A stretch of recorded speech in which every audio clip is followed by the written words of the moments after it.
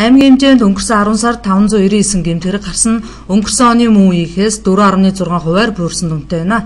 Эдгээр гарсан хэргийг өнгөөр нь авч үзэхэд хүн амны гэмтэрэг 7, хүчингийн хэрэг 10, дээрэм 4, танхаа 19, иргэдийн эрүүл мэндийн эрхчлөөний эсрэг гэмтэрэг 158, хулгайн хэрэг 200, малын улгаа 90, автосол 91 хэрэг гарчээ. Гэмтэргийн улмаас иргэд байгууллага аж ахуйн нэгжид 335.8 сая төгрөгийн хохирол учирсныг 298.2 сая төгрөгийн хэрэг бүртгэлт мөрдөн байцаалтын шатанд нөхөн төлөвлөсөн байна. Гарсан гэмтэргийн 24.5%-ыг согтуугаар 8.5%-ыг бүлэглэн үйлдсэн гэмтэрэг эзэлж байна. Гэмтэргийн улмаас 122 хүн нас барж 196 хүн гэмтжээ. Захиргааны журмаар 251 хүн 7-оос 14 хоног баривчлагдаж 826 хүн эрүүлжүүлэгдсэн байна.